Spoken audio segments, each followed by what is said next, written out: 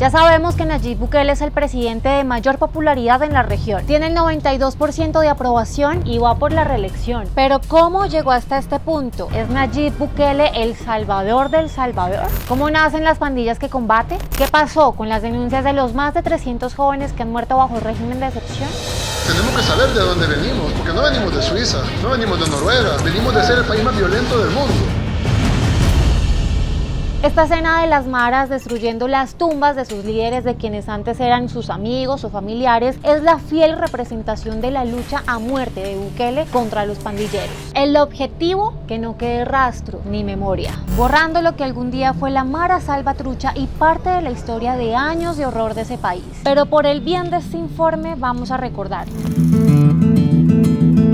Vámonos para los años 80. El Salvador vivió una guerra civil durante 12 años que, con apoyo de Estados Unidos, enfrentó a la guerrilla del Frente Farabundo Martí, una guerra que dejó 75.000 muertos y cerca de 400.000 salvadoreños refugiados en Estados Unidos, principalmente en Los Ángeles. Fueron cientos de familias las que tuvieron que huir del conflicto, una situación que a mí no me sorprende y es algo que se está replicando por toda Latinoamérica. De esa migración, los más jóvenes de Los Ángeles se unieron para defenderse de las pandillas urbanas. Así nace la Mara Salvatrucha y Barrio 18.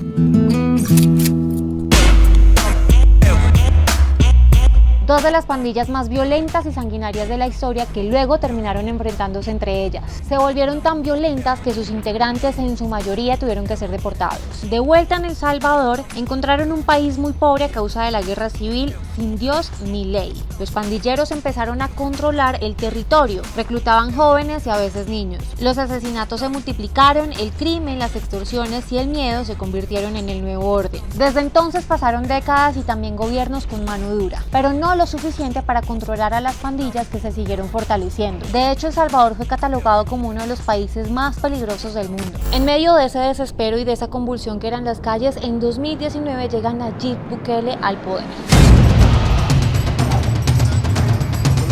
Ya en su gobierno, en los primeros meses, logró bajar la tasa de homicidios e hizo algunas negociaciones con las pandillas a cambio de beneficios. Esto lo niega el presidente, pero medios locales e incluso Estados Unidos lo confirman. En medio de esos acuerdos hubo un episodio muy violento que marcó la historia en dos. Más de 80 personas fueron asesinadas en un fin de semana. En los buses, en los mercados, en la calle. Fueron los días más sangrientos nunca antes registrados después de la guerra civil. Los pandilleros ni se imaginaban la respuesta de Bukele. El 27 de marzo de 2022, en El Salvador entró en vigor el régimen de excepción, una política de medidas severas para responder con todo el aparato estatal a la oleada de violencia, que sí funcionó. En 96 horas más de 3.000 personas fueron capturadas.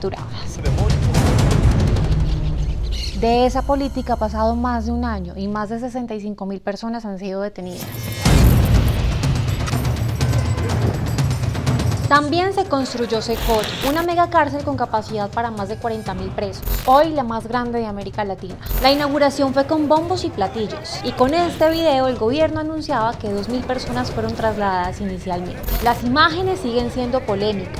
El acceso restringido al alimento, el aislamiento total, el trato a los presos, casi que desnudos, sin zapatos y encadenados, sigue generando críticas e incluso a nivel internacional. Las imágenes dejaron ver parte del problema. Los presos tienen derechos sin importar qué delitos cometieron o si el gobierno los persigue. La tortura está prohibida, merecen un juicio justo y otras garantías, no importa si hay estado de excepción. De hecho, la ONU ha denunciado que la mayoría de las detenciones en El Salvador han sido arbitrarias y que en las redadas de los barrios más empobrecidos también han caído jóvenes inocentes. Las ONGs Cristosal y Socorro Jurídico Humanitario denunciaron que unas 300 personas que estaban bajo custodia del Estado murieron de forma violenta, torturados, estrangulados o por desnutrición, y algunos de estos casos ya han sido documentados por medicina legal. Lo mejor que puede hacer el gobierno, en este caso, es culminar prontamente el estado de excepción y adoptar unas políticas públicas que le permitan mantener esta lucha contra las estructuras criminales y mantener el orden público. Bukele se defiende enfrentándose a las ONGs, argumenta que todas estas medidas son para defender los derechos de los salvadoreños, derechos que los pandilleros les arrebataron por décadas a los ciudadanos. Lo único que demuestra la CIDH es ¿De qué lado están ellos? ¿Están del lado de la gente honrada o están del lado de los delincuentes? Y lo grave no es en El Salvador, porque nosotros vamos a hacer lo mejor para los salvadoreños, diga lo que diga la CIDH. Lo importante es el mensaje para los demás países de Latinoamérica.